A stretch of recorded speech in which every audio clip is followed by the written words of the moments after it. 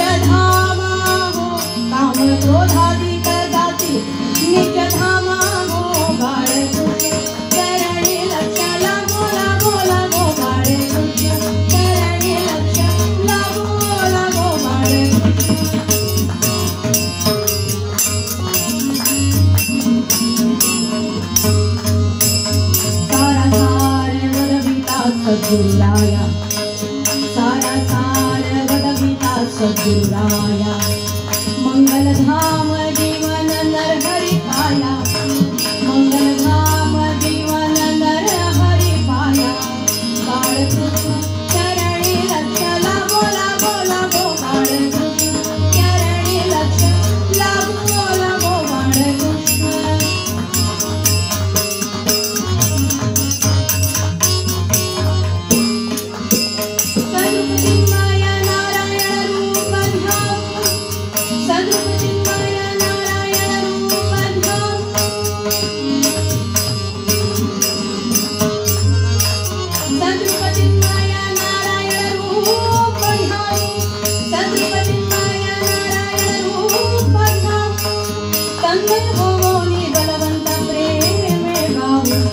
तन्मय होनी बलवंत प्रेम गावो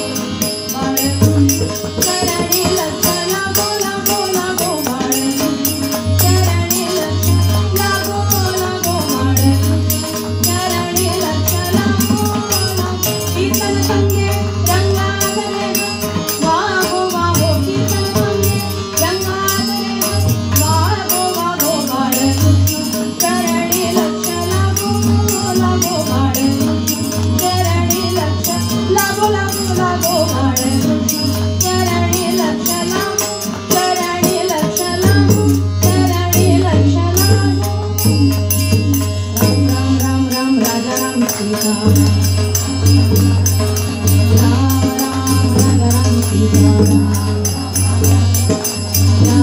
राम राजा राम सीता राम राम राजा राम सीता राम राम राजा राम सीता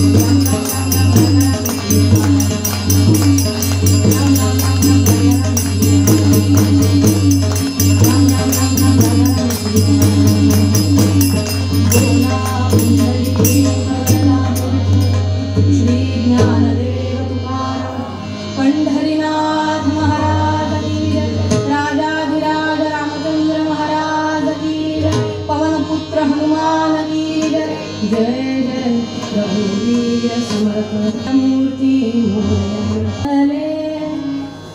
गांजले त्यासी म्हणे जो आपुले जे का रंजले गांजले त्यासी म्हणे जो आपुले जे का रंजले गांजले त्यासी म्हणे जो आपुले तोची साधू ओळखावा तोची साधू ओळखावा देव तेथेची जाणावा देव तेथेची जाणावा जिका रंजले गांजले त्यासी म्हणे जोरा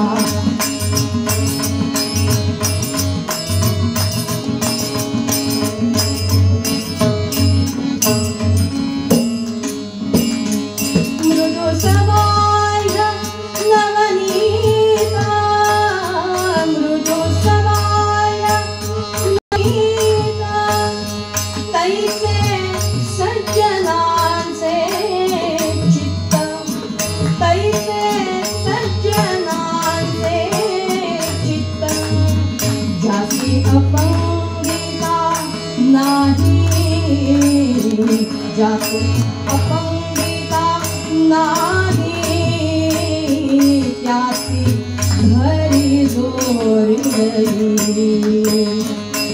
का रंजले गांजले त्यासी म्हणे जो आपुले तोच साधू ओळखे तेथेची जाणा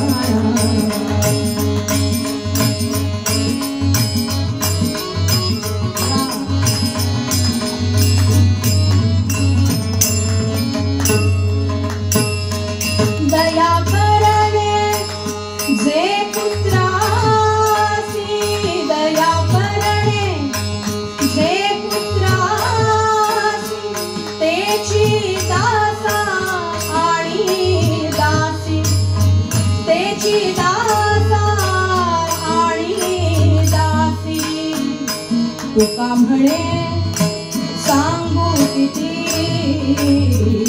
तुका म्हणे सांगू किती तेची भगवंताच्या मूर्ती जे का रंगले गांजले त्यासी म्हणे जो आपुले तोचे साधू ओळखावा देव तेथेची जाणावा देव तेथेची जाणावा देव तेथेची जाणावा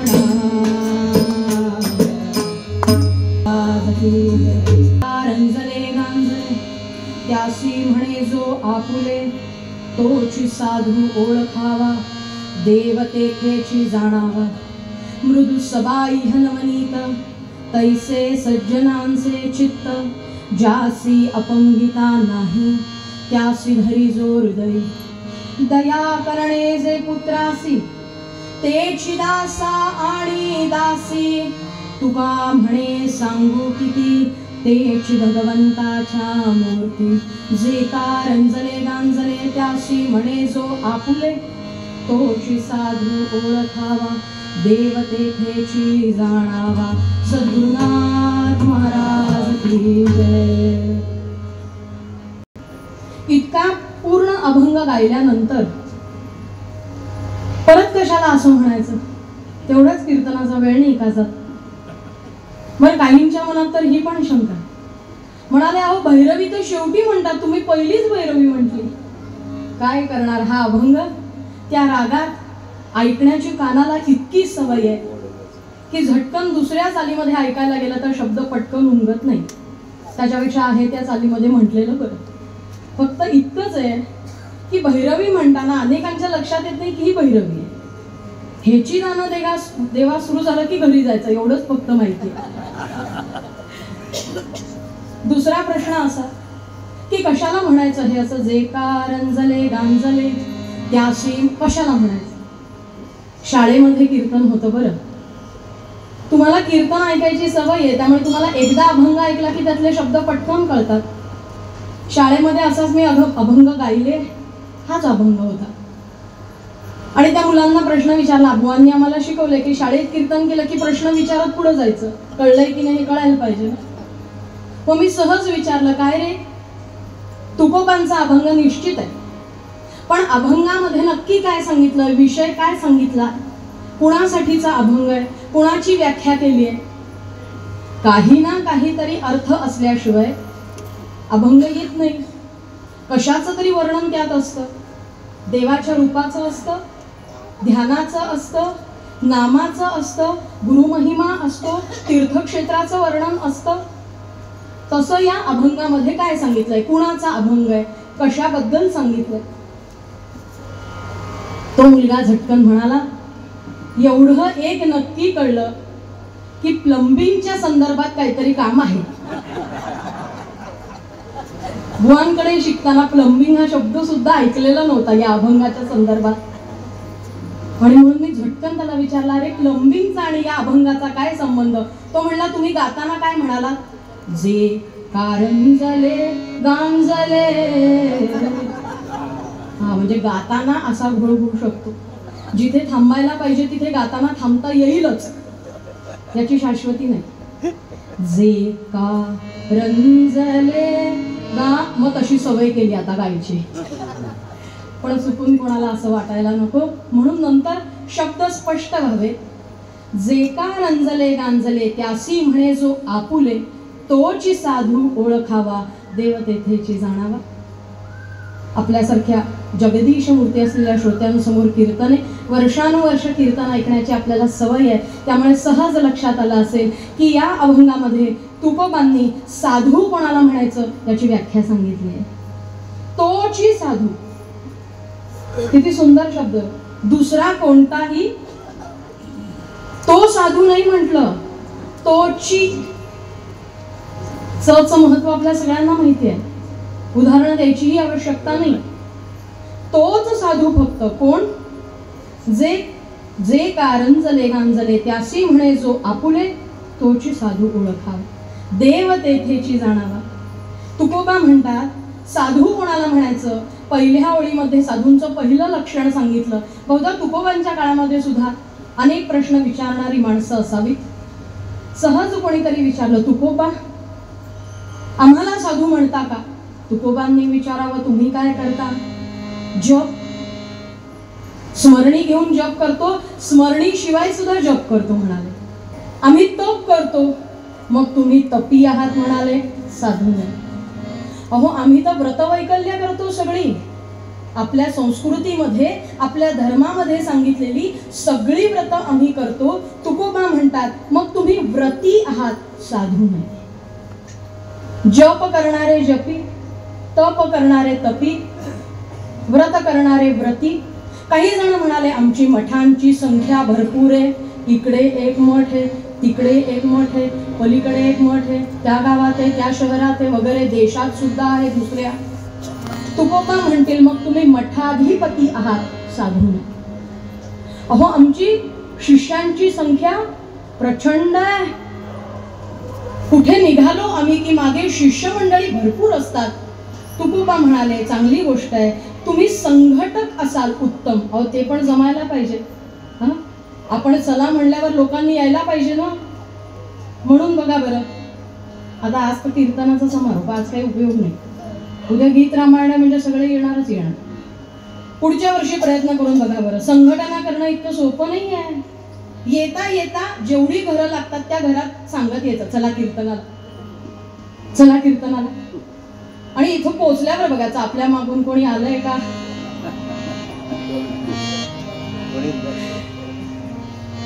आपले बुवा म्हणायचे कीर्तनामध्ये, काका वाईट वाटून घेऊ नका. ते काका म्हणायचे नाही हो बुवा, आम्ही येताना त्यांना म्हणलं चला म्हणून, ते आम्हाला म्हणले तुम्ही व्हा पुढे, आलोच. बुवा म्हणायचे ही दोन्ही वाक्य फक्त तुमच्यासाठी नसतात, हे तुमच्या कधी लक्षात यावं. तुम्ही चला म्हणल्यावर स्वयंपाकघरातून काही आवाज यायचा म्हणाले, ते तुम्हाला म्हणायचे व्हा पुढे आणि त्यांना म्हणायचे आलोच.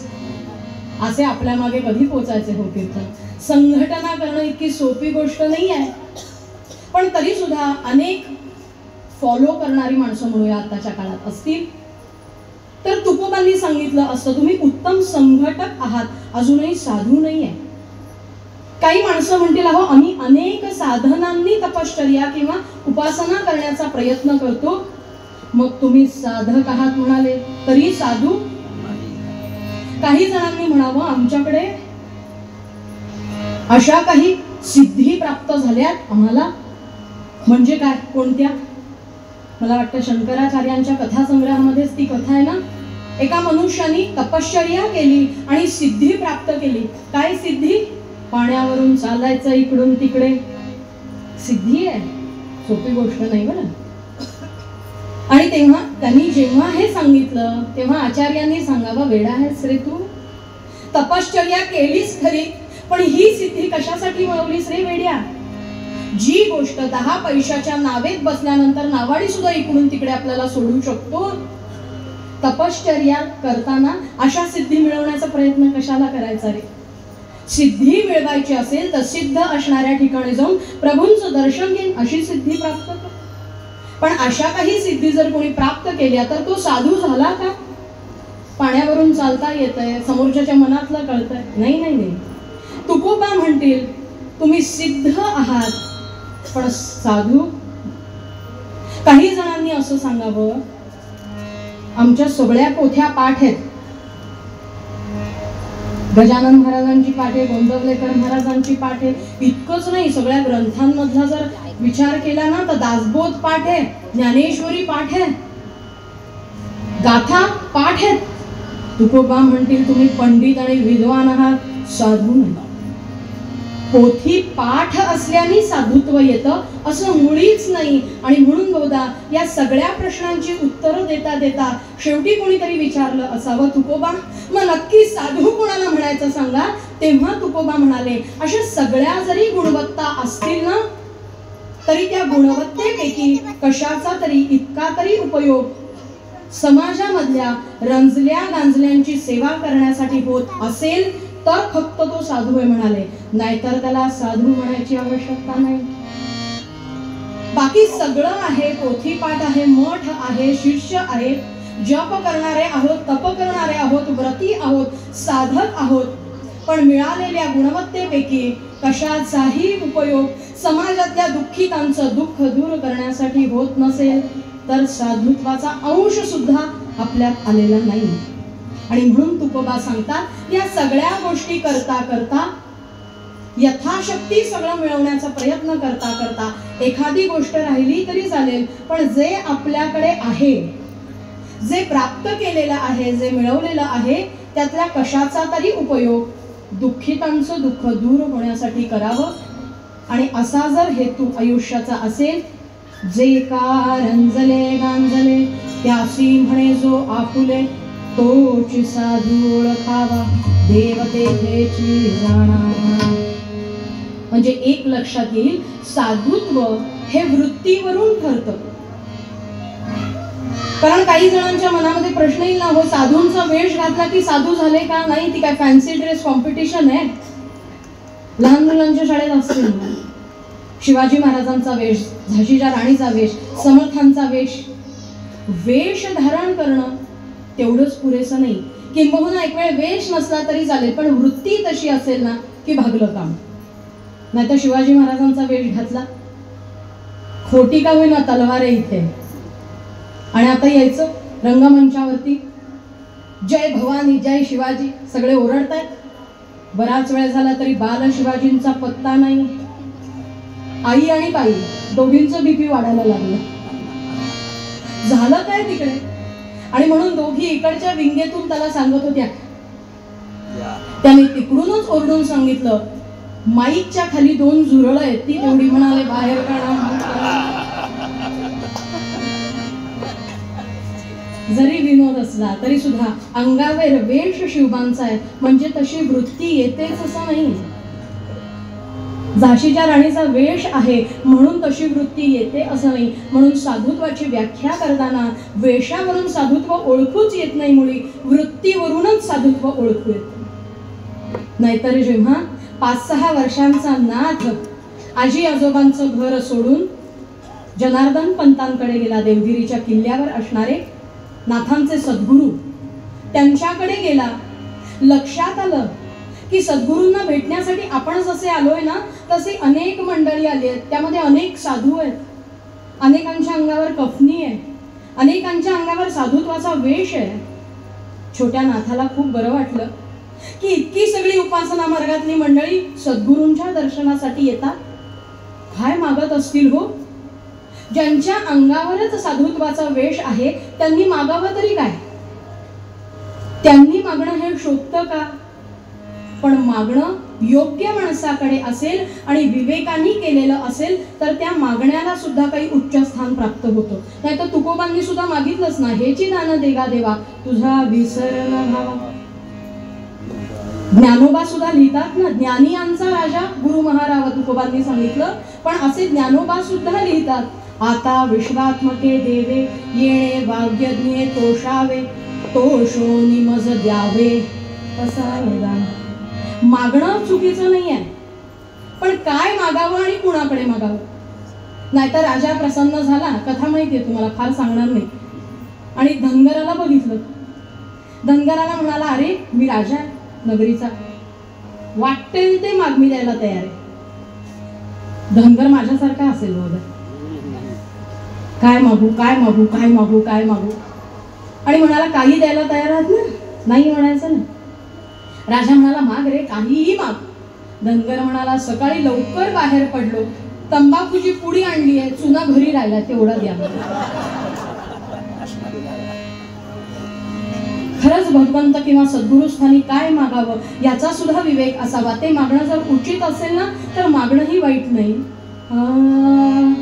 नाथांनी पाहिलं सगळे मागताय, आम्ही गोसावी गोसावी, आम्ही गोसावी गोसावी, भोळी फाटकी बदलून द्यावी, मठी अंशी बांधून द्यावी, जपात पाला योग्य साधने ती पुरवावी, आम्ही गोसावी गोसावी, आम्ही गोसावी गोसावी, आम्ही गोसावी गोसावी.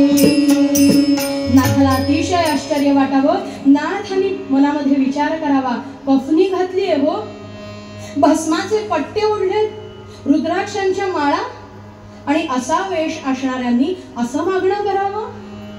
मनाला पटेना. जेव्हा जनार्दन पंतांच्या समोर जाऊन उभा राहिला ना, तेव्हा अंगावर वेश साधूंचा नव्हताच मुळीनाथाच्या. अहो बालवय होतं अतिशय. जन्मतःच आई वडील गेलेले होते, तेव्हा आजी आजोबांनी सांभाळलेलं होतं तळ हाताच्या पोडासारखं, आणि गुरु भेटीची इतकी ओढ लागलेली होती की आजी आजोबांना न सांगताच नाथ पैठण पासून देवगिरीला म्हणजे संभाजीनगरच्या पुढे असणाऱ्या किल्ल्यात सद्गुरूंच्या भेटीसाठी आलेला होता. जनार्दन पंतांच्या समोर उभा राहिला. लक्षात घ्या, अंगावर वेश साधूंचा नाही आहे, पण मागणं मागताना मात्र काय मागावं. जनार्दन पंतांनी पाहिलं इतकं बालवय आहे, काय मागेल? खाऊ मागेल, फुगा मागेल, खेळणी मागेल. नाथांनी फक्त प्रश्न केला, मी कोण कोठील कुठे मज लागी जाणे, का हे जगात घडले मज लागी येणे, ह्याचा विचार करता शिणलो मी वाया, सांगून हे सुखी करा मज स्वामी राया, सद्गुरुनाथ महाराज.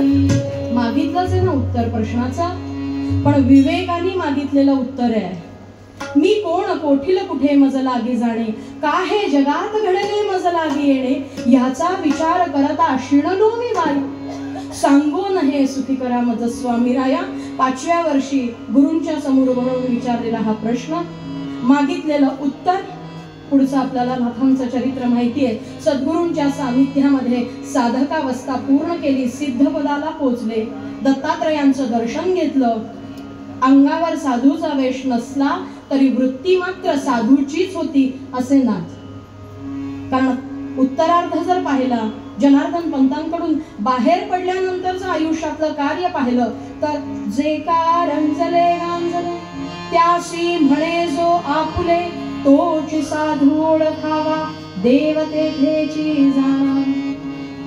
नाथांचं चरित्र म्हणजे आज जसं आपण आख्यानामध्ये क्रांतिकारकांचं आख्यान बघणार ना, तसं संतांमधलं क्रांतिकार्य ज्यांनी केलं.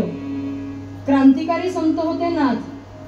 त्या काळामध्ये समाजाच्या सगळ्या रूढी परंपरा मर्यादा होत्या, तरी सुद्धा योग्य तिथे ती मर्यादा ओलांडून पुढे जाणं आणि समाजाला त्या दिशेने नेणं, हे अतिशय उत्तम कार्य त्या काळामध्ये नाथांनी केलं. मग वेश अंगावर नव्हता हो साधुत्वाचा, पण एक एक प्रसंग पाहाल तर समाजातल्या दुःखितांचं दुःख दूर करण्याचं कार्य सहज केलं नाथाने, सहज केलं. आणि म्हणून तुकोबा म्हणतात ना, हे कार्य जो करतो त्याला साधू तर म्हणायचंच, पण वैशिष्ट्य असं की नुसतं साधू साधू म्हणून उपयोग काय? प्रशस्ती पत्रक मिळालं साधुत्वाचं, पुढे इतर परीक्षांसारखी ही परीक्षा नाही आहे. प्रशस्ती पत्रक मिळून संपत नाही सारं, तर प्रशस्ती पत्रकानंतर येणारं भगवंताचं सानिध्य आयुष्यामध्ये या साधुत्वाला प्राप्त होतं. देव तेथेची जाणा. आणि म्हणून नाथांच्या चरित्रामध्ये श्री एकनाथ सदनी, श्री एकनाथ सदनी,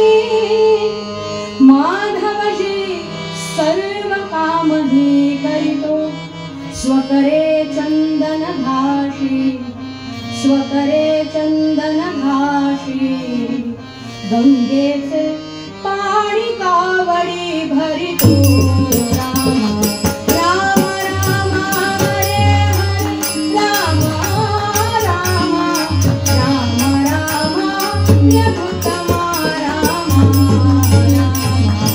राम राम सीतापते राम राम राम हरे हरे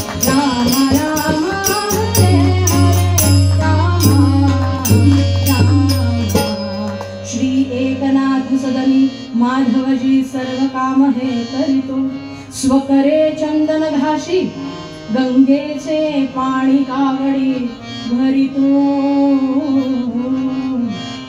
तुकोबा म्हणतात ते नाथांच्या आयुष्यामध्ये स्वतः त्यांनी अनुभवलेलं आहे. काय? रंजल्या गांजल्यांची सेवा करण्याचं साधुत्व जर आयुष्यामध्ये प्राप्त झालं तर देव तेथेची जाणा. प्राप्त झाला असा शब्द वापरणं उचित आहे. हो, ठरवून साधू होता येतं का? चला उद्यापासून मी साधू, भले बाकी सगळं आणता येईल मिळवून, पण वृत्ती जाऊ दे, साधुत्व तिकडे. उद्यापासून मी क्रोध आवरणार आहे आणि आवरायला शिका. बाहेरून आत जाण्याची ती गोष्टच नाहीये. काही काही गोष्टी बाहेरून आत जातात, पण अध्यात्मातल्या गोष्टी मात्र आतूनच बाहेर याव्या लागतात. अगदी व्यवहारातलं उदाहरण, अध्यात्मातलं नाहीये, व्यवहारात. आपण रात्री झोपतो. किती वाजता झोपला सांगा रात्री काल? कुणी छाती ठोकपणे सांगावं. 11:21:13 मी झोपलो. किती वाजता झोपला? 11 वाजता. खरंच 11 वाजले होते. 10:30-11चा सुमार होता. बरोबर क्षण सांगायचा शक्यच नाही. आपण फार फार तर काय करू शकतो? झोपेची तयारी करू शकतो. चला ताज्या घाला, जेवण झालं झालं, दूध वगैरे घेतलं, दात घासले, गादीवर बसून देवाचं काय दिवसभराचं दिलं त्याला, सांगितलं सगळं, सांगितलं. लाईट बंद करा, पंखे वाढवा, चला उकाड्याचे दिवस, पडदे लावा, लाईट बंद, नाईट लॅम्प चला चालू करा. हे सगळं काय आडवे होईपर्यंत आपल्या हातात आहे. झोप येणं आपल्या हातात नाही. अहो, झोपेची गोळी घेऊन सुद्धा माणसं रात्रभर जागी असतात. ती कधी लागेल सांगता येत नाही. हे तर व्यवहारातलं उदाहरण आहे. तशा ह्या सगळ्या ज्या वृत्ती आहेत ना, ह्या मी म्हणेन तेव्हा आणता येत नाहीत. हा, बाकी गोष्टी अर्थात यामध्ये वेशाला महत्व नाही असं नाही, फक्त वेश पुरेसा नाही एवढंच मला म्हणायचं. म्हणजे साधूंच्या वेशाला काही किंमतच नसते असं मुळीच नाहीये. त्या वेशानी किमान तसं वागायची बुद्धी हळूहळू व्हायला लागते. बरोबर ना? रामायणातली ती कथा तुम्हाला सर्वांना ठाऊक असेल ना. जेव्हा सीतामाई रावणाकडे गेली म्हणजे त्यांनी नेलं. अर्थात रावणाने कशासाठी नेलं होतं हे जगजाहीर आहे, पण फक्त जानकी मातेला रावण हात लावू शकला नाही. का? अतिशय सभ्य होता तो, अजिबात नाही. त्याला शाप मिळालेला होता की कोणत्याही स्त्रीच्या परवानगीशिवाय, अनुमतीशिवाय, इच्छेशिवाय जर तिला हात लावायला जाशील तर तुझ्या डोक्याची 100 छकलवून तू मरशील. म्हणून फक्त तो तिथे थांबलाय. त्यांनी कितीदा तरी जानकी मातेचं मन वळवण्याचा प्रयत्न केला असेल, केलाच असेल. इतकंच नाही, कथेमध्ये असं सुद्धा सांगितलंय तो मायावी होता. हो, जेव्हा त्यांनी कुंभकर्णाला सांगितलं काय करू, ती ऐकतच नाही कोणाचं. रामाशिवाय मी कोणाकडे बघणार नाही असं म्हणते. कुंभकर्णाने सुद्धा सांगावं, वेडायस, आपण मायावी राक्षस होत, कुठलंही रूप आपल्याला घेता येतं. ती रामांच्या रूपाशिवाय कोणाकडे बघणार नाही असं म्हणते ना, वेड्या, तू रामांचंच रूप घे. झालं. रावणाने सांगितलंय काय करू रे बाबा, ते रूप घेतल्यानंतर वाईट वागावं असं मनातच येत नाही. वेठाचा परिणाम आहे ना. नाहीतर मग आताच्या काळामध्ये जे आपल्याला फॅशनच्या नावाखाली दिसतं त्याला आपण नावं का ठेवतो? जसं चांगलं तसं वाईट. त्यामुळे वेशाला महत्व आहेच, फक्त वेश तसा आहे म्हणजे मनुष्य तसा असेल असं नाही. असं जे आपण म्हणतो तसं साधुत्वाची वेशावरून व्याख्या करता येत नाही, वृत्तीवरून मात्र करता येते. इतकं सांगताना साधं सांगितलं. तुकोबा म्हणाले नाही बाकी जमलं तरी चालेल, दुःखितांचं दुःख थोडं तरी दूर कर. साधू म्हणून व्याख्या पूर्ण केलीच, पण भगवंताचं सानिध्य मिळाल्याशिवाय राहणार नाही. नाही तर सांगा, अंगावर वेश साधूंचा नाहीये, कणभर सुद्धा अंगावर वेश साधूंचा नाहीये. पण आता ज्या व्यक्तीचं आपण नाव पुढे सांगणार आहोत, प्रसंग पुढे ऐकणार आहोत, ती व्यक्ती साधुत्वाला केव्हाच पोचली.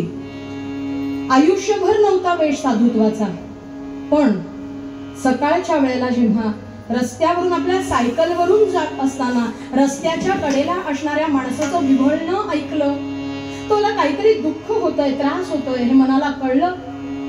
सायकल बाजूला ठेवली, कुणीही त्याच्याकडे बघत नव्हतं. इतका कचऱ्यामध्ये पडलेला मनुष्य होता, पण ते जीवाला काहीतरी यातना होत आहे. ते माझ्यासारखा जीव आहे, काय झालं असेल त्याला, ही तळमळ मनाला लागली.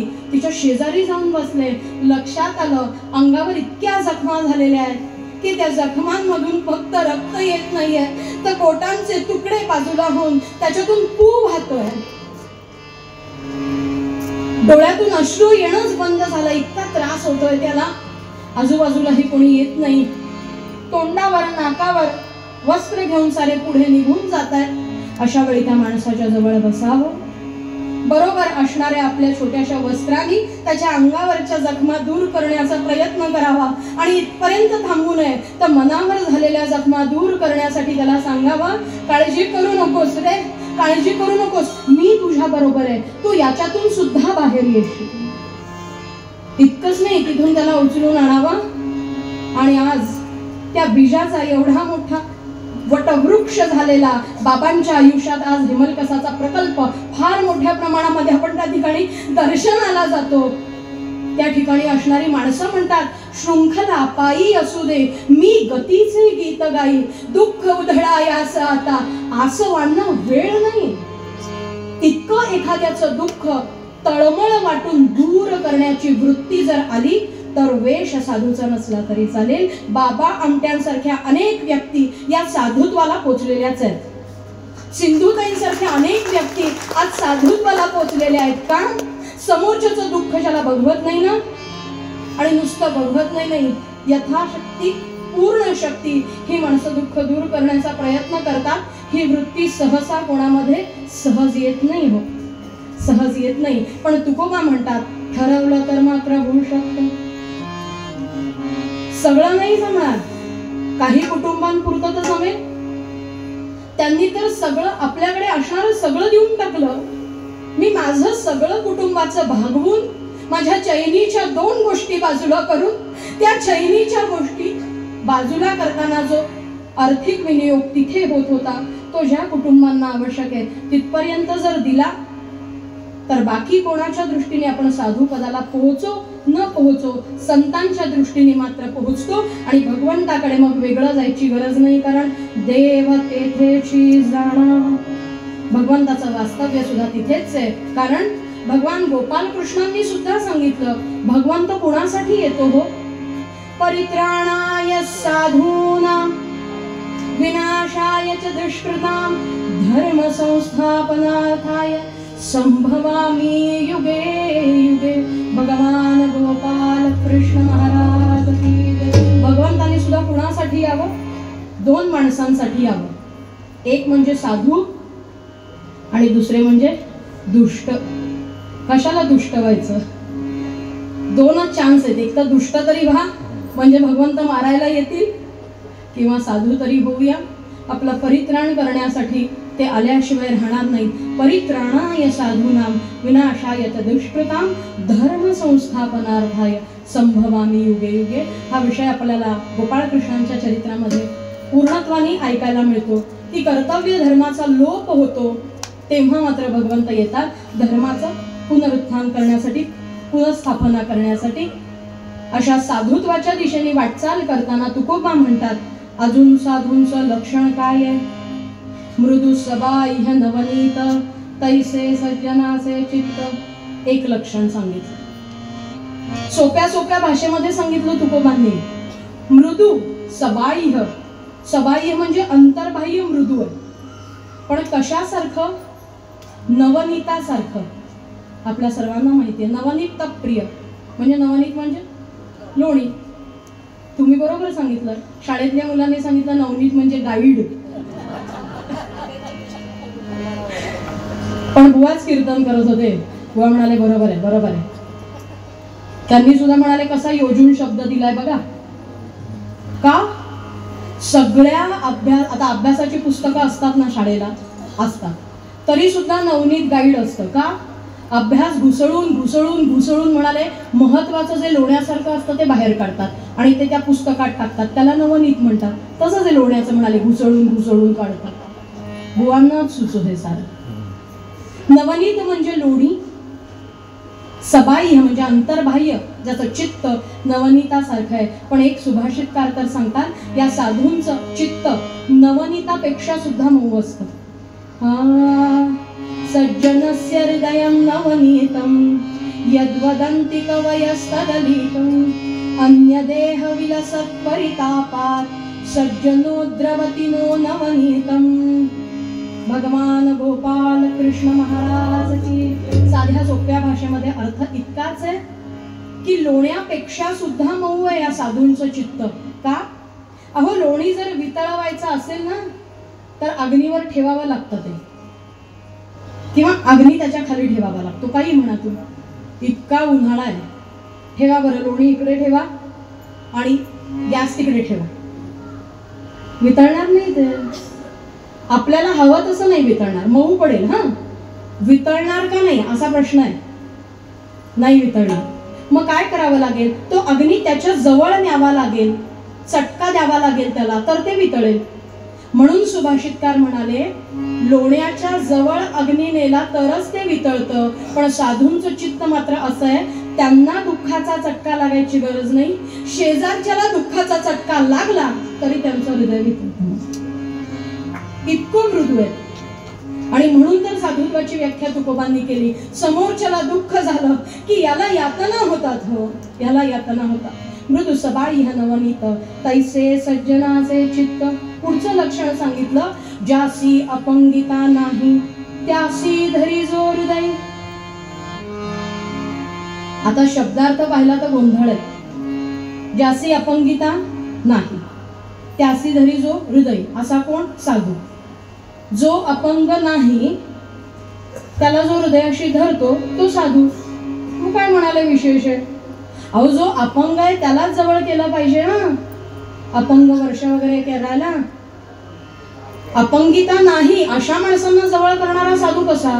तर हे मराठी भाषेचं पूर्वी संतांनी लिहून ठेवलेलं. किती मराठी भाषेची गंमत आहे पहा. खरा अपंग या शब्दाचा अर्थ काय? आपण पाहतो ना, पंगू आहे, हा पंगू आहे, हातानी पंगू आहे, पायानी पंगू आहे. याचा अर्थ काय? व्यंग आहे त्याला.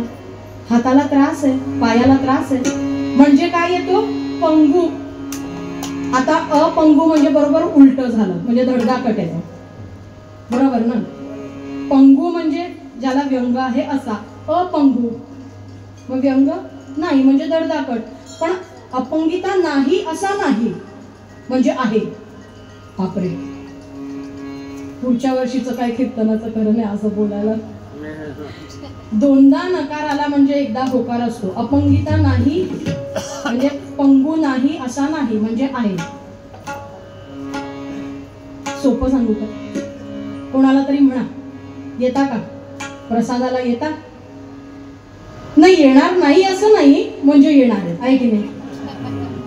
येणार आहे असंही ते म्हणू शकतात, किंवा येणार नाही असं नाही म्हणजे येणार आहे. दोन नकार म्हणजे एक होकार. जायचं का गोंधवल्याला? येणार नाही असं नाही, चला येत आहे. फक्त हा नियम लग्नाच्या वेळेला नाही. दोनदा नकार आला म्हणजे एकदा होकार आला, चला वराड घेऊन जावे. त्या ठिकाणी दोनदा नकार येऊ दे, चारदा नकार येऊ दे, नकार ठाम आहे.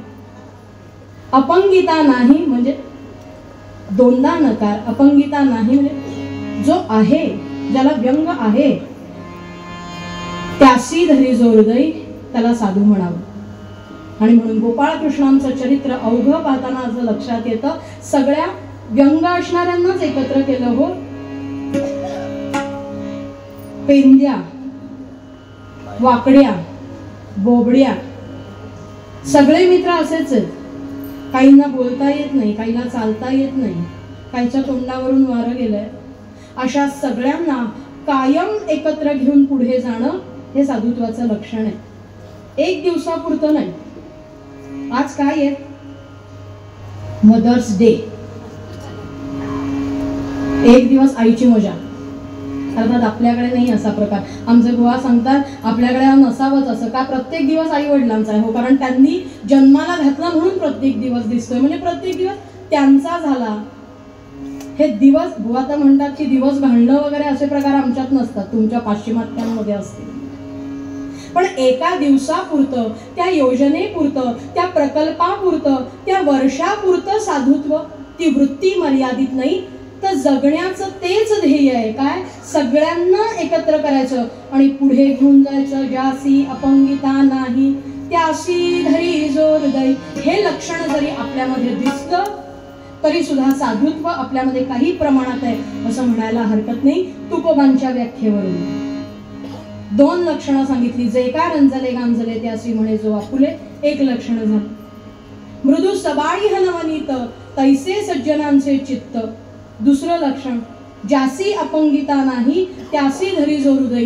तिसरं लक्षण पुढचं साधूचं लक्षण सांगताना सांगितलं, दया करणे जे पुत्रासी तेची दासा आणि दासी.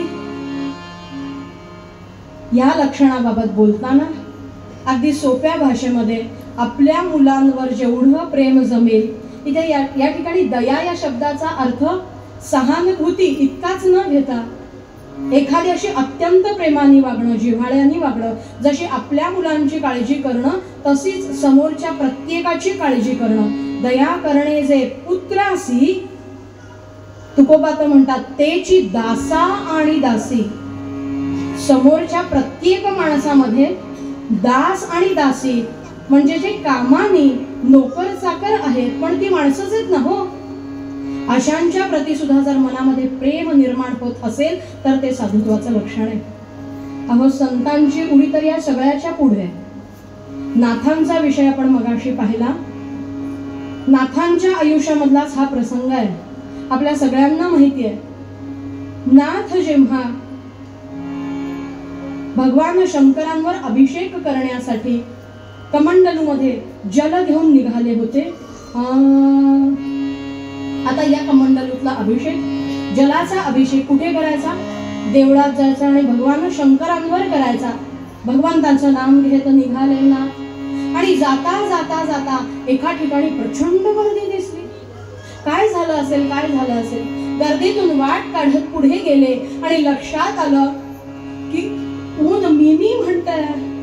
आपले पाय सुद्धा तापले तर चालता येणार नाही. पायाला चटके बसून कातडी पोळून जळून जाईल की काय, इतकं ऊन आहे, इतकी जमीन तापलेली आहे. आणि अशा तापलेल्या जमिनीवर एक गाढव तडफड करताना दिसलं हो. सहज लक्षात येत होतं की तहानेनं व्याकुळ झालाय, त्याला आसपास कुठे पाणी मिळालेलं नाही. पाण्याचे 2 घोट पिण्यासाठी तडफड होतीये त्याची. नाथांनी आजूबाजूला पाहिलं, ही गर्दी त्या ठिकाणी होती आणि सगळे म्हणत होते, अरे अरे काय त्या गाढवाची अवस्था झालीये, तहानेनं व्याकुळ झालंय बिचार. काहींच्या हातामध्ये पाणी सुद्धा आहे बरं, पण कोणी एक पाऊल पुढे टाकायला तयार नाही. आणि अशा वेळेला क्षणाचाही विचार न करता नाथ त्या ठिकाणी धावत गेले. त्या ठिकाणी बसले, त्या गाढवाचं डोकं मांडीवर घेतलं रस्त्यामध्ये आणि त्या कमंडलूतलं जल जे भगवान शंकरांवर अभिषेक करण्यासाठी घेऊन जाणार होते ते जल त्या ठिकाणी त्या गाढवाच्या मुखामध्ये ओतलं. आजूबाजूची सगळी मंडळी म्हणाली, वेडायस रे नाथ, वेडायस. अरे भगवान शंकरांवर ना अभिषेक करणार होतास. नाथ म्हणाले, पोचलं की रे भगवंताला, ते पोचलं की रे ते. त्या रूपामध्ये सुद्धा तोच आहे हे जेव्हा लक्षात येतं ना, हे साधुत्वाचं खूप मोठं लक्षण आहे. भूजल तेज समीरक, भूजल तेज समीरक, रवी शशी काष्ठादिकी असे भरला स्थिरचर व्यापुनी अवघा स्थिरचर व्यापुनी अवघा तो जगदात्मा दशांगुळे उरला राम राम हरे हरे राम राम राम राम प्रभुतमा राम राम राम राम सीतापते राम राम. सगळीकडे जर तो भरला म्हणाले तर त्याच्यामध्ये तो नाही का? ही समदृष्टी जेव्हा येते ना तेव्हा साधुत्वाची व्याख्याच पूर्ण होते का? ज्या गोष्टींनी मला त्रास होऊ शकतो त्या गोष्टींनी समोरच्याला होऊ शकतो तो त्याला होणार नाही याची काळजी घेणं हे साधुत्वाचं खूप मोठं लक्षण सांगितलं. ज्यासी अपंगिता नाही या बरोबरीने दया करणे जे पुत्रासी तेची दासा आणि दासी तुका म्हणे सांगू किती तेची भगवंताच्या मूर्ती. आणि म्हणून क्रांतिकारकांचं चरित्र आख्यानामध्ये बघताना संतांमध्ये क्रांतिकार्य करणारे नाथ आहेत. अहो फक्त गाढवाला पाणी पाजलं अनेक गोष्टी चरित्रामध्ये बघायला मिळतील. वाळवंटामध्ये तापलेल्या वाळवंटामधलं लेकरू ज्याला हात सुद्धा कोणी लावणार नाही, समाजाच्या मर्यादा आहेत म्हणून ते रडतंय, त्याच्या अंगावर कपडा सुद्धा नाही, लहान बाळ होते, आई वडील होते, लवकर घरी जायचं का? समाजाचं बंधन होतं. या वेळेच्या पुढे तुम्ही पाणवठ्यावर दिसता कामा नये. त्याच्या आत सगळी कामं उरकायला हवीत आणि म्हणून अंधारातच सगळी कामं करून ही माणसं याच्यात घरी जायला हवं. अशा वेळेला ते लेकरू तिथे राहिलं असेल, कसं राहिलं काय माहिती नाही कोणाला. सगळे लांबून बघतायत, काय रे तापलेल्या वाळवंटावर लेकरू आहे बिचारा, चटके बसताय. नाथ पुढे झाले, उचलून घरी नेऊन ठेवलं. त्याच्या काय होईल पुढे माहित नाही. हे क्रांतिकार्यच आहे त्या काळातलं का? कारण समाजाच्या रूढी बंधनं असतील पण माणुसकीच्या पुढे नाही. माणसाने माणसाशी माणसासम वागणे हीच नमूची प्रार्थना आताच्या काळातही आपण म्हणतो हो गाण्यात ना. नाथांचं आयुष्य म्हणजे क्रांतिकार्य आहे पूर्ण. हे सगळं नाथांचं कार्य जेव्हा चालू होतं तेव्हा एका स्त्रीनं नाथांना विचारावं, तुम्ही सगळ्यांकडे जाता, तुम्ही सद्गुरुपदी आहात, संतपदी आहात, सगळ्यांना आशीर्वाद द्यायला जाता, आमच्याकडे याल, आमच्याकडे याल. नाथ म्हणाले हरकत नाही, आधी ऐकून घ्या म्हणाले आम्ही कुठे राहतो. तुमच्या सारख्यांनी आमच्या घरी यावं, आमच्या घरी पायधूळ झाडावी अशी सुद्धा आमची लायकी नाही का? भर वस्तीमध्ये त्या स्त्रियांची वस्ती होती. रेड लाईट एरिया ज्या आताच्या काळात आपण ज्याला म्हणतो ना, जिथे सभ्य माणसं जातच नाहीत अशी वस्ती. पण काही वेळेला मनात येतं खरंच सभ्यता टिकून आहे. त्या स्त्रिया त्यांच्यावर ज्यांना बाकी काही नाही आणि म्हणून त्या कार्य करतायत अशाच ह्याच्यामधून पुढे जाणाऱ्या काही दासदासी संत पदाला पोहोचलेल्या आपण पाहिल्या. त्या स्त्रीने विचारावं, याल आमच्याकडे, पायधूळ झाडाल, फलाहार कराल, आम्ही तुमची पूजा करू शकतो. आमचं तेवढं भाग्य नाही म्हणाले. नाथ म्हणाले काळजी करू नको, उद्या दुपारी. खरंच गेले नाथ. भर दुपारी बाजारामध्ये असणाऱ्या त्या वस्तीत गेले. नाथांचा मुलगा हरिपंत त्याने आईला जाऊन सांगितलं, आई बाबा कुठे गेलेत माहितीये तुला? अहो गिरिजाबाई होत्या त्या संत पदाला असणारे सगळे संत आणि संत पदाला असणाऱ्या त्यांच्या पत्नी सुद्धा. अहो तुकोबा जितके संतांच्या मांदियाळीमध्ये उच्च स्थानाला तशीच तुकयाची आवली सुद्धा. चरित्र वाचा म्हणजे लक्षात येईल. सर्वतोपरी सहाय्य करणारी या सर्वांना. गिरिजाबाईंनी सांगावं, हरिपंता बाबा त्या ठिकाणी गेलेत, तू सुद्धा जा म्हणाले. आई अरे तू सुद्धा जा आणि बघ काय चाललंय का? त्या ठिकाणी नाथांनी जावं. किती विश्वास होता, किती श्रद्धा होती नाथांवर गिरिजाबाईंची सुद्धा. कारण नाथ त्या ठिकाणी गेले, काय फलाहार असेल तो केला आणि त्या स्त्रियांनी विचारलेल्या प्रश्नांची उत्तरं सुद्धा दिली. त्या स्त्रियांनी विचारावं, आमचं भाग्य नाही, आम्ही इतक्या वाईट अवस्थेमध्ये या ठिकाणी आहोत, हा जन्म आमचा वाया गेला ना. सद्गुरुनाथा या जन्मात आम्हाला भगवंताची प्राप्ती होणार नाही ना, त्या ठिकाणी नाथांनी उपदेश केलाय, आवडीने भावे हरिनाम घेसी, तुझी चिंता त्यासी सर्व आहे, नको खेद करू कोणत्या गोष्टीचा, का पती लक्ष्मीचा जाणत आहे. तुझी वृत्ती शुद्ध ठेव बाई, तुझी वृत्ती शुद्ध ठेव, हरिनाम घे, त्या मार्गावरून जा. अहो कान्होपात्रेचं सगळं चरित्र वाचलं असेल, आपण ऐकलं असेल. व्यवसायामध्ये जरी त्या असल्या तरी सुद्धा त्या स्त्रियांनी सुद्धा काय करावं याचा उपदेश करणारे त्या काळामध्ये माणसांनी काय केलं असेल हो नाथांना. पण कोणतीही भीती न बाळगता आयुष्यामध्ये क्रांतिकार्य करणारे संत म्हणजे नाथ आहेत. 12 वर्ष गोपाळकृष्ण त्यांच्याकडे राहिले हो. राहिले म्हणजे पाहुणचार घ्यायला नाही, राबले.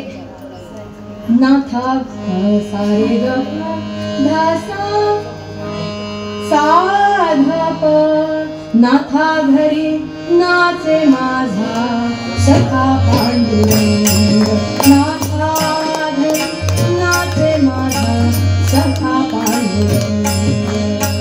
अबीर गुलाल उधळी तरंग, अबीर गुलाल उधळी तरंग, नाथा घरी नाचे माझा सखा पांडुरंग, नाथा घरी नाचे माझा सखा पांडुरंग, नाथा घरी नाचे माझा सखा पांडुरंग.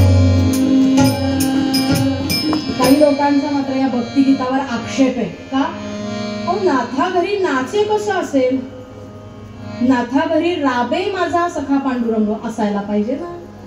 किती कान देऊन ऐकतात बघा लोक. नाथांच्याकडे कुठे नाचले भगवंत, कुठे नाचले, नामदेवांकडे नाचले. नामदेव कीर्तन करी पुढे नाचे पांडुरंग हरी, असं कीर्तन होतं की भगवंतांनी सुद्धा या ठिकाणी येऊन नाचावं. पण कुणाकडे, नामदेवांच्याकडे, नाथांकडे राबले ना. अहो पण नाचले पण असतीलच की हो. आपल्या या भक्ताकडे जो साधुत्वाच्या दिशेने वाटचाल करणारा आहे त्याची वृत्ती तशी होतीये हे पाहून आनंदाने नाचले असतीलच की. महाराजांनी सुद्धा सांगावं की नाही की मी म्हणतो तसं नाम घेणार असाल तर मी तिथेच आहे. मग आपण नाम घेत असू तर महाराज सुद्धा त्या ठिकाणी अत्यानंदाने नाचतच असतील. त्यामुळे नाथा घरी राबे तसं आहे तसं नाथा घरी नाचे सुद्धा असू शकतं. का, कारण त्या काळामध्ये समाजाच्या सगळ्या रूढी परंपरा योग्य प्रमाणात बाजूला करून, अर्थात तोडून म्हणजे फॅशन म्हणून तोडायच्या नाही, हे ऑर्थोडॉक्स हे सगळं असं काही वागायची गरज आहे का, असं म्हणून नाहीये. गोपाळकृष्णांनी सुद्धा रूढी परंपरा आवश्यक त्या ठेवून बदलायचा प्रयत्न केला ना. गोवर्धनाची पूजा इंद्रपूजा सोडून देऊन नाही केली. इंद्रपूजा सुद्धा रूढी परंपरेनुसार चालू आहे, ती करूच या. कारण इंद्रदेवांची कृपा म्हणून पाऊस पडतो. पण भगवान गोपाळकृष्णांनी वयाच्या 8व्या वर्षी सांगावं पाऊस कुणामुळे पडतो, देवाची कृपा म्हणून पडतो, बरोबर आहे. पण झाडच नसतील तर देव तरी कुठनं कृपा करणार आहे हो. आता बघतोय ना परिस्थिती, आपण म्हणतो काय उकाडा वाढलाय, काय उकाडा वाढलाय, सगळी झाडं गेली. एसी इतक्या प्रमाणात आले की आतली लोक गार आहेत, बाहेरच्यांचं काय. ज्या गाडीचा एसी चालू आहे आणि जी गाडी उभी आहे ज्याच्यात माणसं गार हवा खात आहेत त्यांच्या बाहेर फक्त उभं राहून बघा, आपण उभं राहू शकत नाही. गाडीच्या शेजारी सुद्धा इतकी उष्णता तिथून बाहेर फेकली जाते. आणि आपण म्हणून देवानी कृपा करायला पाहिजे, काय पाऊस पाड किंवा गारवा आण, कुठून आणणार. आणि म्हणून भगवान गोपाळकृष्णांनी सुद्धा सांगावं इंद्रपूजा महत्वाची आहे पण गोवर्धनाची पूजा महत्वाची आहे. का, गोवर्धनावर जी झाडं आहेत, डोंगरावर झाडं आहेत, त्यामुळे पाऊस पडतो. बरं किती आधुनिकता आहे हो. पूजा म्हणजे काय, हळद कुंकुवाणं नाही. गोवर्धनाची पूजा म्हणजे काय हे सांगताना गोपाळकृष्णांनी सांगितलंय तिथं जायचं, गोवर्धनावर झाडं लावायची.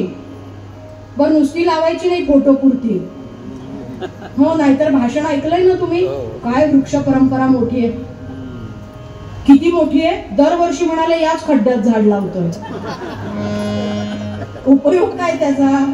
म्हणजे मागच्या वर्षी झाड लावलं आणि या वर्षीपर्यंत पाहिलं पण नाही त्याच्याकडे, फोटो काढून डीपीला टाकला, विषय संपला सगळा. गोवर्धनावर वृक्षारोपण करणं इतकंच नाही, वृक्षवल्ली आम्हा सोय रे वनचरी, त्यांची काळजी घेणं, अशी गोवर्धनाची पूजा असलेल्या रूढी परंपरा जतन करून गोपाळकृष्णांनी सांगितली. तसंच नाथांचं चरित्र आहे.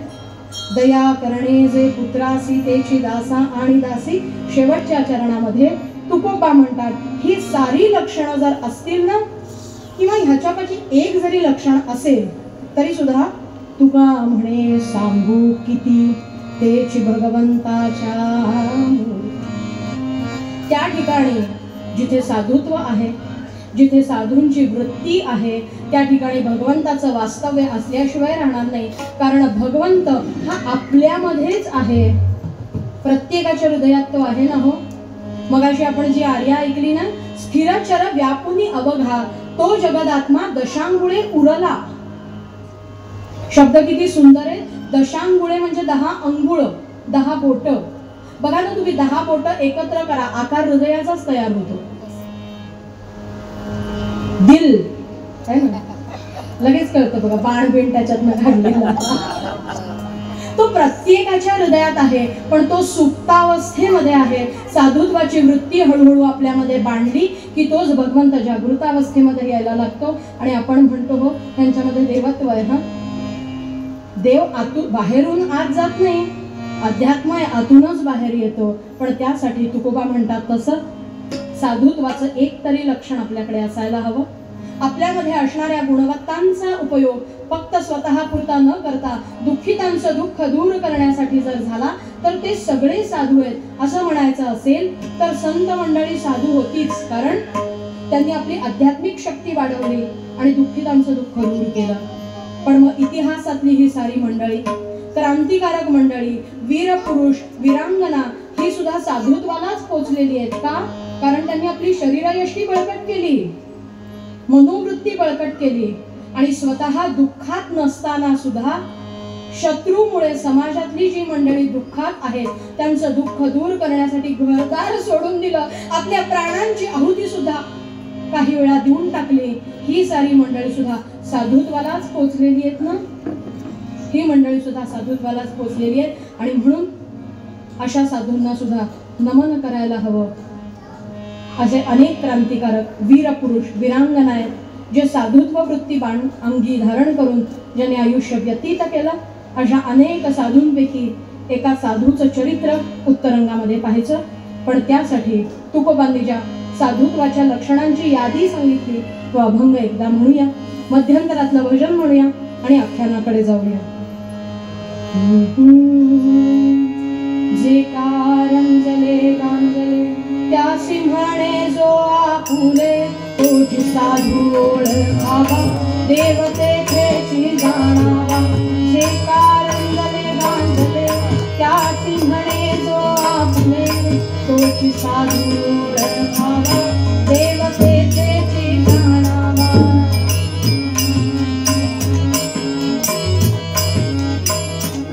मृदू समाय नवनीत तैसे सज्जनांचे चित्त ज्यासी अपंगिता नाही त्यासी धरी जोर.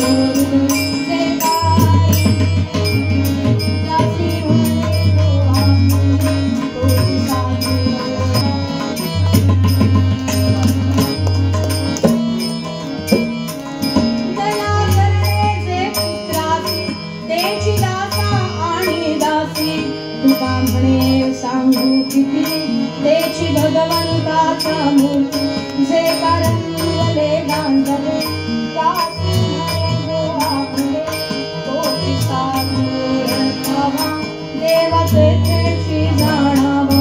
देवतेची जाणावा. देवतेची जाणावा.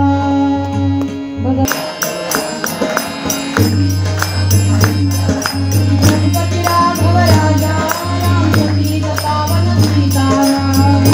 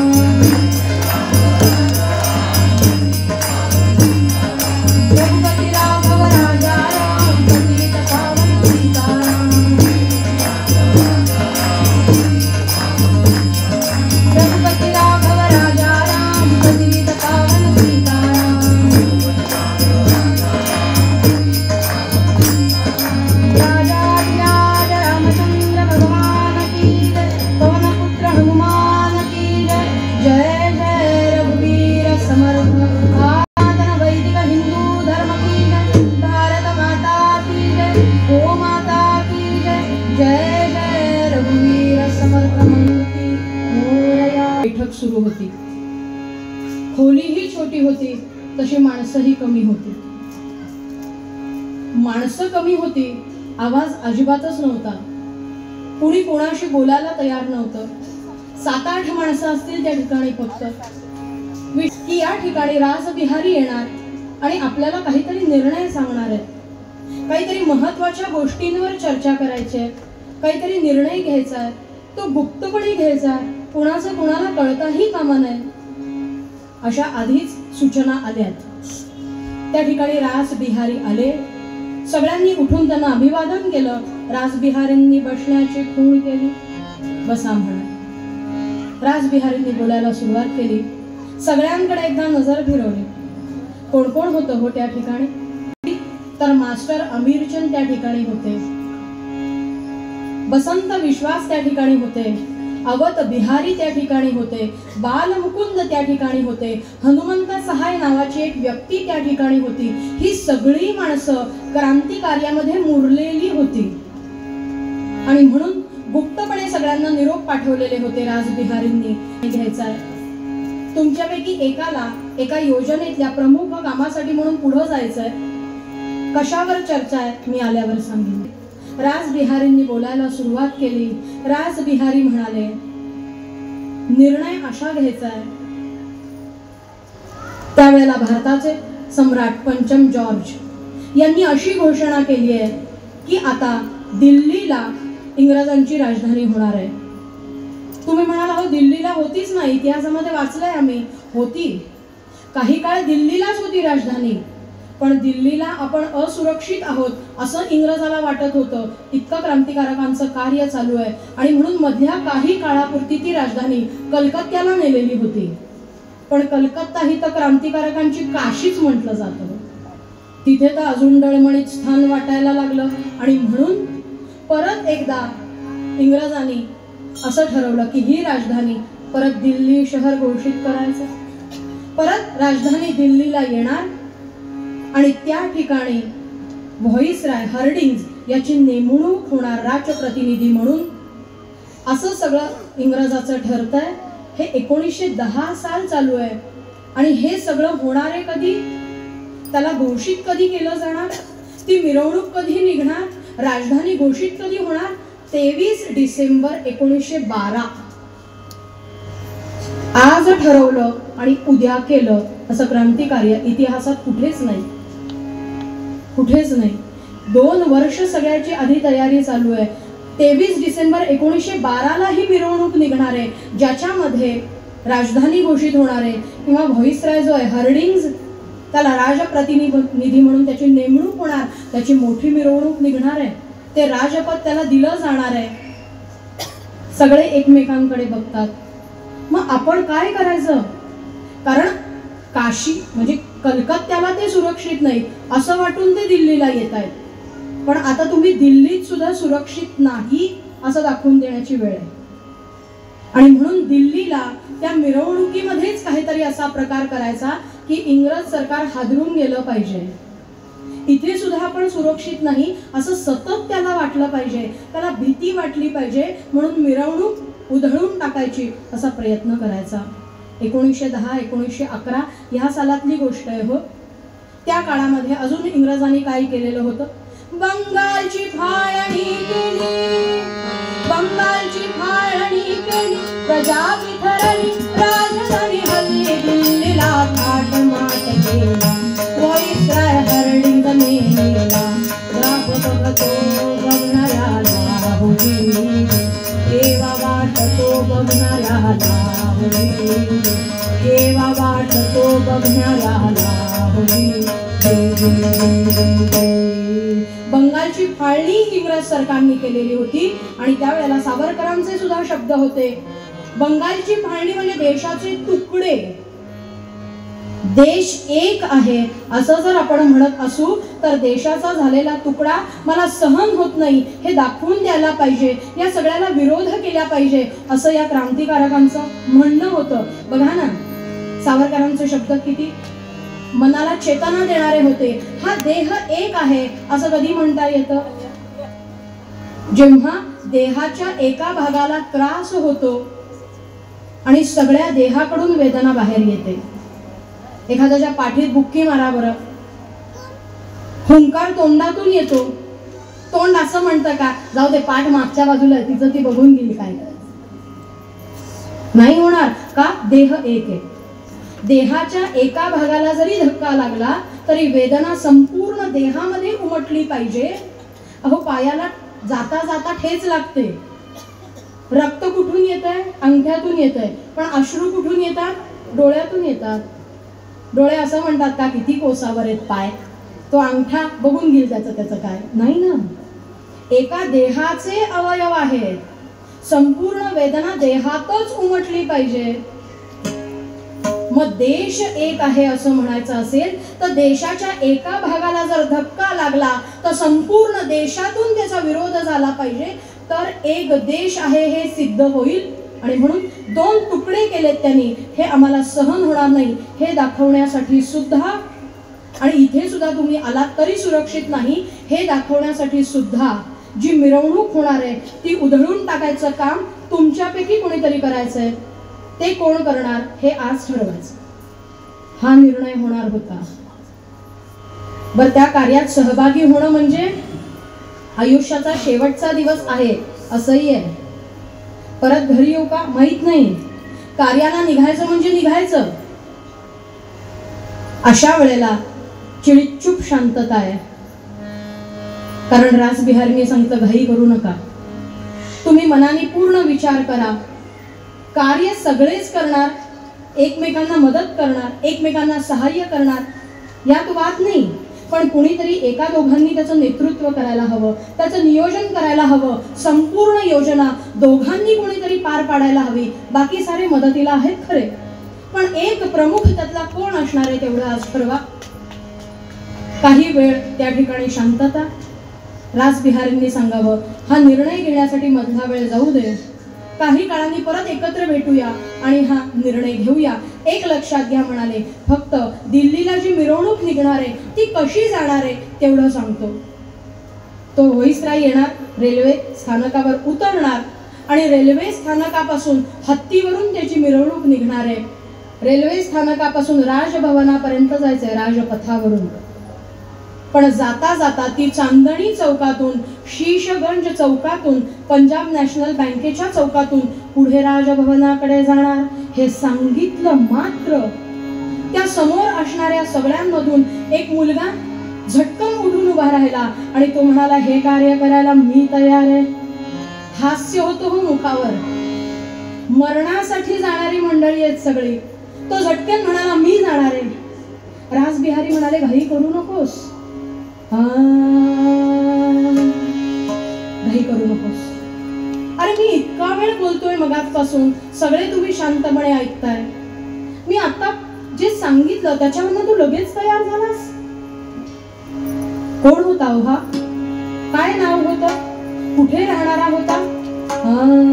म्हणती बालमुकुंद ह्याला, म्हणती बालमुकुंद ह्याला, म्हणती बालमुकुंद ह्याला. कंस मर्दानी सिद्ध झाला, गोकुळीचा गोविंद ह्याला, म्हणती बालमुकुंद ह्याला.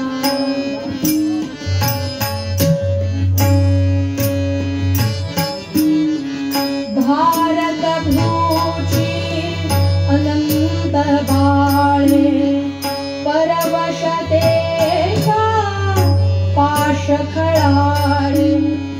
कुणा वाटती घुंगुरू वाळे, कुणा वाटती घुंगुरू वाळे.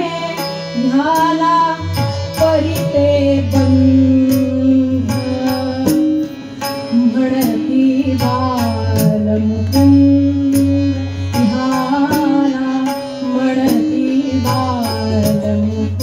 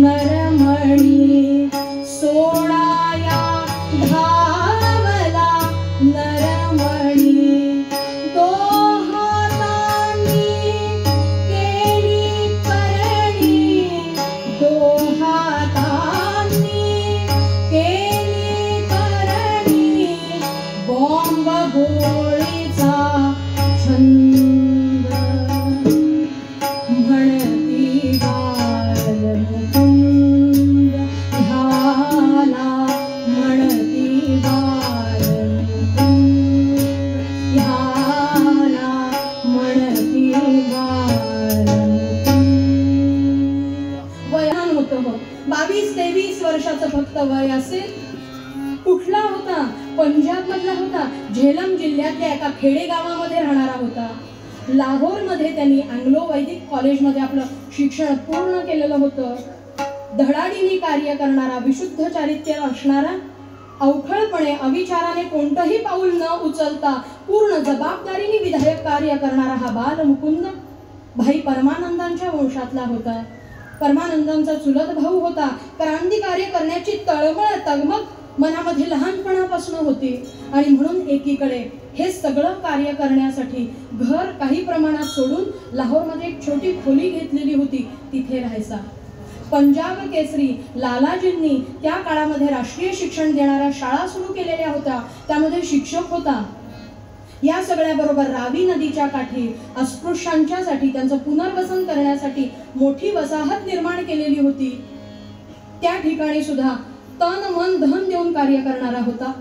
कोणत्याही कार्यामध्ये झटकन न उतरता पूर्ण विचाराने निर्णय घेणारा होता. हे सगळ्यांना ठाऊक आहे. पण तरी सुद्धा या क्षणाला रासबिहारी सांगतायत की थांबा, विचार करा आणि मग निर्णय घ्या. तरी सुद्धा बालमुकुंद उठून उभा राहिला आणि मी हे कार्य करणार असं म्हणाला. त्या अर्थी 100% त्यांनी विचार केलेला असणार. 100% विचार केलेला असणार. शेजारी असणारा बसंत विश्वास म्हणतो, मुकुंदा तू हे कार्य करणार असशील ना तर मी तुझ्या बरोबर आहे. त्याचं वय 18 वर्षाचं. बरं, हा बालमुकुंद म्हणजे वयानी असा होता, पण 1 वर्षापूर्वी त्याचा प्रेमविवाह झाला होता. लाजो नावाची, रामरखी नावाची त्याची मैत्रीण होती, बायको असणारी. इतकी तरुण असणारी ही मंडळी आहेत. रासबिहारी बघत राहिले. रासबिहारी म्हणाले, मुकुंदा घाई करू नकोस रे, उद्या निर्णय दे, थांब, चालेल. कारण तू आता हा निर्णय देणं म्हणजे पुढच्या आयुष्याची काहीही खात्री नाही. अरे काही महिन्यांपूर्वी तुझा विवाह झालाय, तिचा तरी विचार कर. बालमुकुंदा सांगतो, प्रत्येक वेळेला निघताना तिला सांगून निघतो. हा निरोप शेवटचा असू शकतो. बर,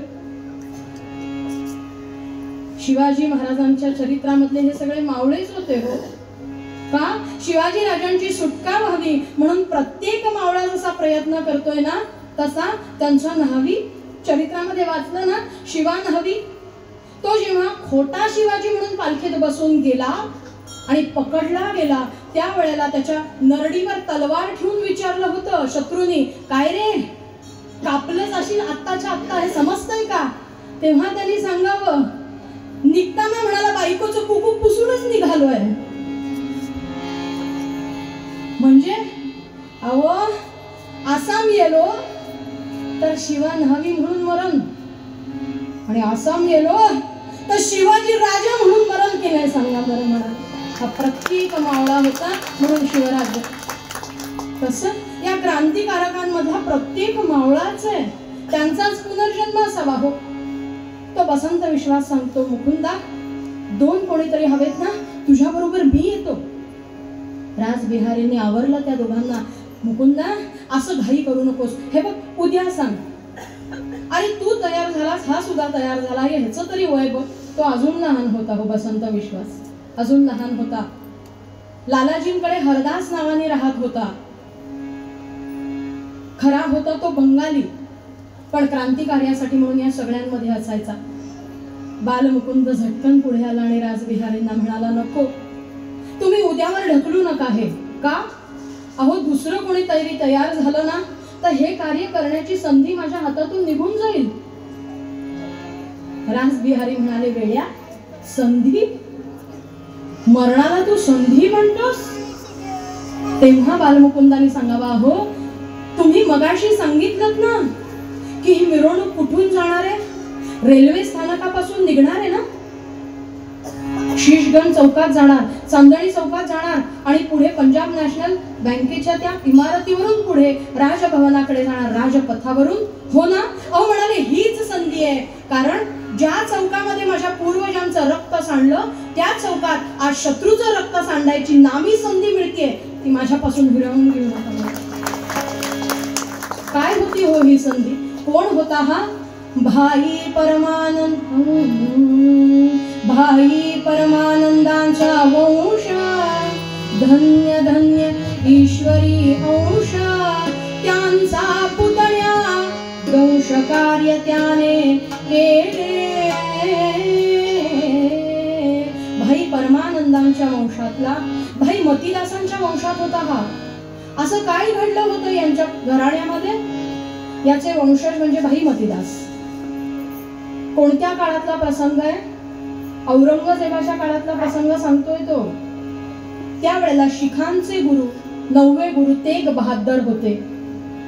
काश्मीर मधल्या हिंदूंवर त्या ठिकाणी असणाऱ्या सर्वांवर अत्याचार होत होते आणि ते अत्याचार काही प्रमाणात कमी व्हावे, दुःखितांचं दुःख दूर करण्याची कामं करणारे सगळे साधू, त्या सगळ्यांनी एकत्र येऊन तेग बहादरांना अशी विनंती केली की तुम्ही जा दिल्लीला आणि तुम्ही बादशहाला सांगा की आमच्यावर एवढे अनन्वित अत्याचार करू नकोस रे बाबा, तुम्ही मध्यस्थी करा. आणि स्वतः दुःखातच असलो पाहिजे असं नाहीये, इतरांचं दुःख दूर करणारी ही सगळी साधू मंडळी आहेत. तेग बहादर ज्या वेळेला औरंगजेबाला भेटण्यासाठी म्हणून गेले त्यावेळेला या बालमुकुंदांचे पूर्वज भाई मतीदास तेग बहादरांबरोबर होते. अर्थात तिथे जाऊन काम झालं असं सहज ऐकेल तर ते बादशहाचं राज्य कुठलं? मग तेग बहादरांनी त्या ठिकाणी जाऊन मध्यस्थी करण्याचा प्रयत्न केला. नका इतका त्रास देऊ, नका इतके अनन्वित अत्याचार करू, जीवांचा विचार करा. ही सगळी साधू मंडळी आहेत का?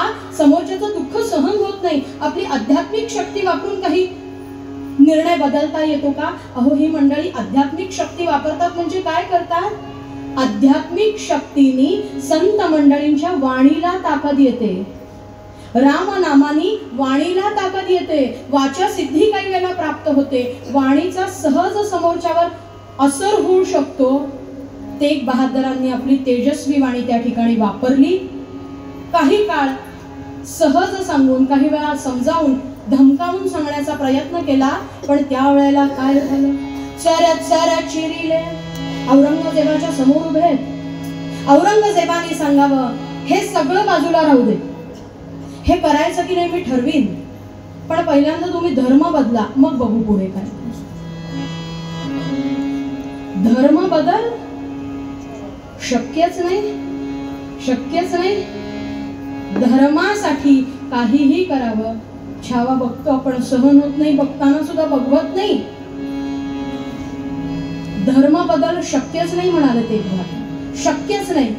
बादशहांना सांगावं बदलायला लागेल, आता तुम्ही धर्म बदलणार नाही असं म्हणू शकत नाही. धर्म बदलल्याशिवाय तुम्ही इथून चालत जाऊ शकत नाही. नाही बदलणार म्हणाले, धर्म नाही बदलणार. आणि त्यावेळेला त्यांच्या बरोबर या बालमुकुंदांचे पूर्वज होते भाई मतीदास. त्या मतीदासांना समोर उभं केलं बादशहाने आणि तेग बहादरांना विचारलं, तुम्ही धर्म बदलणार नसाल तर दुःख यांना दिलं जाईल, यातना यांना होतील. तेग बहादरांनी फक्त मतीदासांकडे बघितलं, मतीदास हसले आणि मानेनेच फक्त नकार दिला. सांगतायत काहीही झालं तरी चालेल, तुमच्या निश्चयावरनं तुम्ही ढळू नका. अहो, इतकं सोपं नव्हतं, इतकं सोपं नव्हतं. त्या चौकामध्ये खड्डा तयार केला, त्या खड्ड्यामध्ये पुरलं भाई मतीदासांना.